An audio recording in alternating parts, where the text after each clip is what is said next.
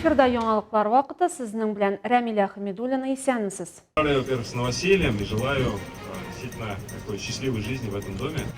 Икләтә бәйрәм. Бүген ике табибка яңа фатир ачкычлары тапшырылды.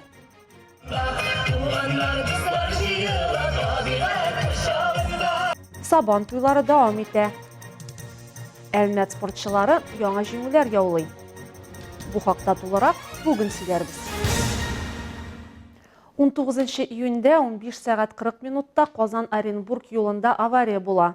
Renault Duster автомобилен йөртүче Казан-Оренбург автоюлы буенча Оренбург шәһәре ягыннан Казан шәһәренә юнәлештә бара.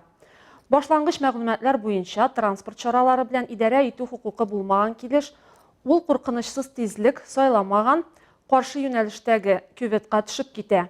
Юл транспорт һәлакәте нәтиҗәсендә алынган яралар белән машина йөртүче медсанчастьның нейрохирургия бүлегенә озатыла. Бүген Нефтче мәдәният сараенда медицина хезмәткәрләре көненә багышланган тантана булды. Бүгенге көндә районның сәламәтлек саклау өлкәсендә 3665 медицина хезмәткәре эшли. Үзенең чыгышында район башлыгы Тимур Нугуманов аларны һөнәри бәйрәмнәре белән котлады, эшләренең мөһимлеген ассызыклады. Намуслы һәм фидакар хезмәтләре өчен рәхмәт белдерде. Иң яхшы хезмәткәрләргә мактау грамоталары һәм рәхмәт хатлары тапшырылды. Әлмәт табибларының ике гаиләсе өчен медицина хезмәткәре көне икләтә бәйрәм булды. Бүген аларга яңа фатир ачкычларын тапшырдылар. Туларак мәгълүмат Алия Байрамалова сюжетында.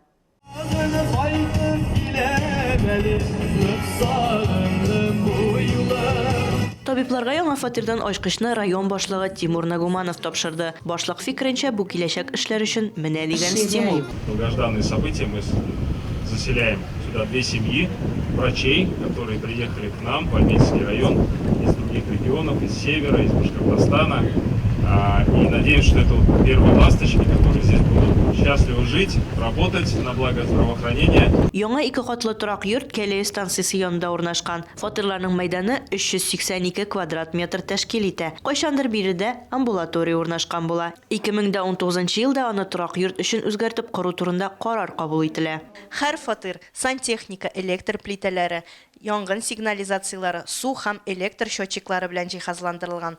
Кер дә яшә генә. Ура! Арсланбаевлар гаиләсе Әлмәткә Башкортстаннан күчеп килә. Гаилә башлыгы медсанчастьтә травматолог-ортопед булып эшли. Хатыны Илнара район үзәк сырхауханәсендә йогышлы авырулар бүлеге педиатры. Элек алар арендага алынган фатирда яшәгән. Алар торак мәсьәләсе булай тиз хәл ителүенә бик шат. Без Әлмәткә килдек, иптәшем килде октябрьдә 21 елның. Мин соңрак килдем була инде январьда. Ул иртәрәк эшкә чыкты, мин февральдә эшкә чыктым. Эшем белән бик канәгатьмен, миңа бик ошый. Икенче бәхетле фатир иясе район үзәк сырхауханәсендә табиб-рентгенолог Камила Шираева. Күптән түгел ул Әлмәткә Төмән өлкәсеннән күчеп килгән. Для переезда, который я планировала уже достаточно давно, и присматривала разные районы. Альметьевск я выбрала, потому что предложили условия труда, которые меня устроили по моим параметрам. И, конечно же, важную роль в этом сыграло предоставление жилья. Алия Байрамалова, Марат Халиуллин, яңалыклар вакыты, Луч Әлмәт телекомпаниясе. Россиядә җиңел сәнәгать өлкәсендә берничә миллион кеше хезмәт куя. Алар көн саен безнең өчен кирәкле продукция, аяк киеме, кием салым, көнкүреш әйберләре җитештерәләр. Мондый хезмәтчәннәрнең һөнәри бәйрәме уңаеннан Азнакайда да тантаналы кичә узды. Бу хакта махсус хәбәрчебез Илмира Шәрифуллина дәвам итә. Җиңел сәнәгать халык кулланышы товарлары җитештерүче тармак. Аның үзенчәлеге үзгәреп торучы дөньяга тиз арада кереп, тәкъдим ителгән ассортиментка минималь кертемнәр белән түзәтмәләр кертү мөмкинлеге булуда. Коллективны бәйрәм белән муниципаль район башлыгы Марсель Шайдуллин һәм фабриканың генераль директоры Рөстәм Бәзгетдинов котлады. Желаю вам, самое главное, здоровья, успехов вам в своей, как говорится, жизни и семейной, чтобы все у вас было в порядке. Ну и процветания всем нам. Алдынгы хезмәткәрләргә тантаналы төстә мактау кәгазьләре, акчалата премия һәм бүләкләр тапшырылды. Шулар арасында Гүзәл Шайдуллина биредә инде 14 ел эшли. Эшем бик ошый, коллективыбыз шундый әйбәт, мастерыбыз әйбәт. эшебез легкая промышленность дисәләр дә авыр. Бүгенге көндә фабрика Татнефть компаниясының төп тәэмин итүчесе булып санала. Әлеге бригадада 45 кеше эшли.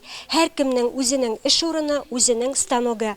Һәркем үз эшен белеп башкара. Мәсәлән, әлеге өлге Татнефть компаниясе өчен тегелә. Кемдер кисә ясый, кисә ясагач, аны беркетү өчен башка хезмәткәргә бирелә. Татнефть компаниясе тарафыннан оештырылган бәйгеләрдә, мастер-классларда да азнакай киемнәре хезмәткәрләре актив катнашып, югары нәтиҗәләргә ирешәләр. Ассортимент бик зур, күбрәк Татнефть өчен тегәбез диде биредә инде 18 ел мастер булып эшләүче Клара Нуретдинова. Основным заказчиком является Татнефть, конечно. Эш агрегаты сулы белән бара. Татнефть, Таграс өчен костюмнар тегәбез. Ассортиментта 30-дан артык төр исәпләнә. Күбрәк кышкы киемнәр тегәбез. Җәйге костюмнар да бар. Это и летние костюмы шьем.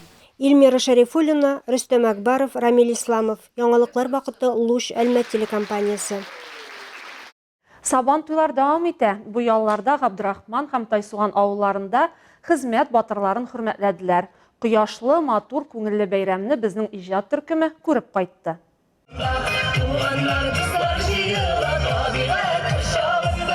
Авыл тормышы инде күпчелек авыл кешесе өчен үткәннәрдә калган тарихи мизгел булса да, бүген дә алдынгылар рәтендә булган ярыш хуҗалыгы традицияләре биредә әле дә булса үтәлә. Шуңа күрә мәйдан түрендә иң башта хуҗалык алдынгыларын бүләкләделәр. Халык үзгәрүләрен белергә тиеш.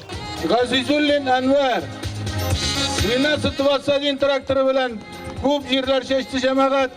Күп микәнен әйтеп тормыйм, нагышлады, рәхмәт аңарга. Ярыш хуҗалыгы җаваплылыгы шикләнгән авыл хуҗалыгы оешмалары арасында иң эреләрдән санала. Биредә 3700 гектар чәчелек җирләрен эшкәртәләр. Яңа инвестор булган хуҗалык элитлы сортлы орлыклар үрчетүгә йөз тота. Шуңа күрә чәчелек җирләренең торышына аерым игътибар бирелә монда. Без быел яңа технологиялар белән эшләдек. Яңа сортлар без семеноводский хозяйство булдык. Монда инде безнең рәхмәт әйтеп үтәргә кирәк. Шушындый зур бәйрәмгә, шушылай иттереп, матур иттереп безне чакырып, шушындый бәйрәм кунакка чакырганнар өчен ике авыл советына, Шәвәт Фахраевичка бик зур рәхмәт. Менә шушындый матур бәйрәм оештырганнар өчен. Аннан соң инде үзебезнең инвесторыбызга рәхмәт әйтәсем килә, Илдар Шамилов Имадиевка, чынлап та бик зур тырышлык, зур чыгымнар чыгарылды быел.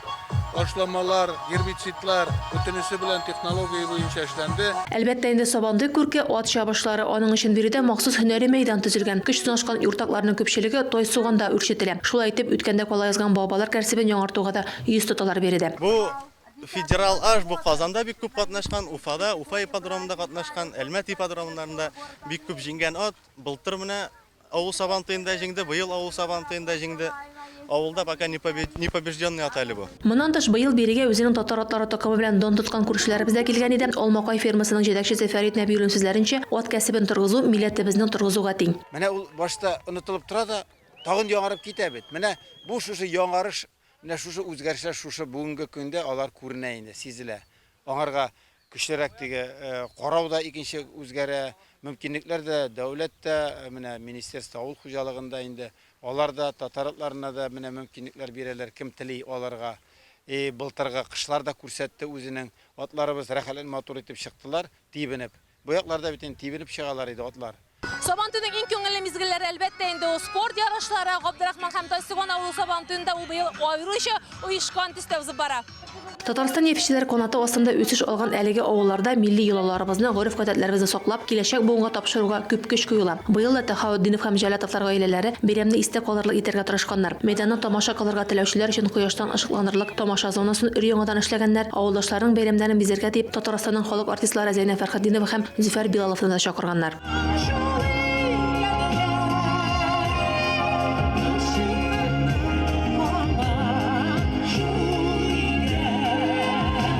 Фәһимә Пагафиятуллина Габдрахманда туып гомерен колхозда эшләп утырган. Сабантуй бәйрәме аның 90 яшьлек гомер бәйрәме белән туры килгән. Бүгенге Сабантуйлар элеккеләреннән аерылса да, үзе яшь чактагы Сабантуйларын сагынып искә ала ул. Ул вакытта да үзебезчә бик күңелле булды. Бик күңелле булды. Бик күңелле итеп уздырадыр. Ат чабышлары буладыр. Ул вакытта ишелекләр дә күп буладыр. Нормаль. Күркәм гадәт буенча Сабантуйның иң кызу өлеше мәйдан батырын билгеләү булды. Аңа гадәт буенча төрле үлчәү авырлыгындагы җиңүчеләр дә гыбакла. Шулай да баш батыр берәүнә була, быел ул исемне Рәсим Шериев яулады.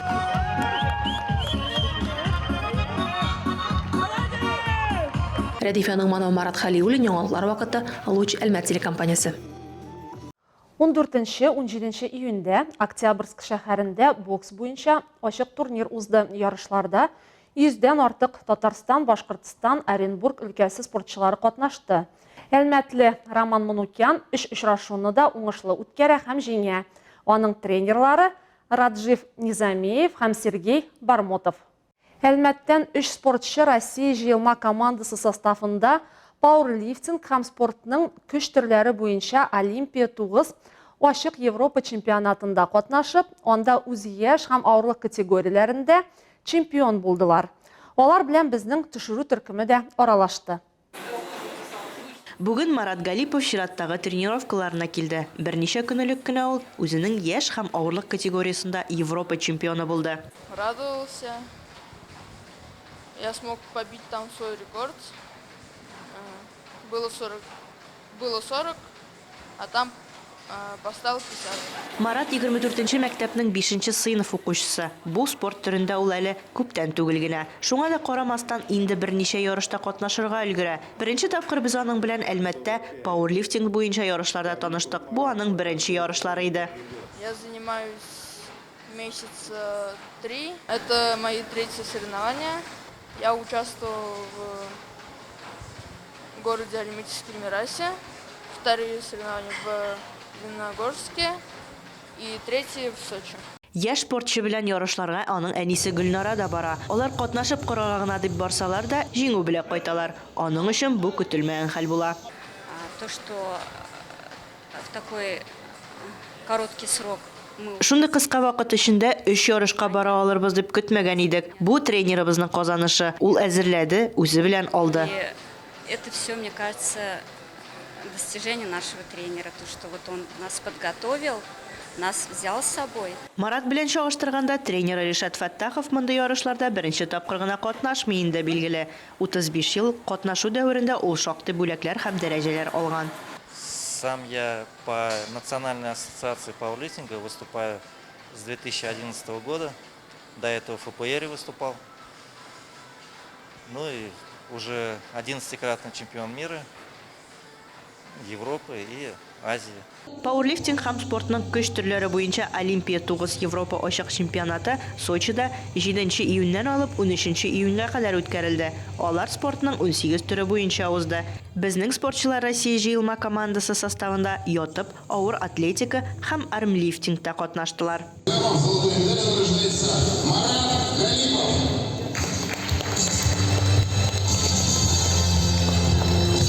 Олия Байрамалова, Дамир Корбанов, яңалыклар вакыты, Луч Әлмәт телекомпаниясы. Шуның белән тапшырыбыз ахырына якынлашты. Һәр яңа көн сезгә яхшы яңалыкларны алып килүен теләп, мин Рамиля Хәмидуллина һәм монтажер Олия Байрамалова сезнең белән сау булашабыз.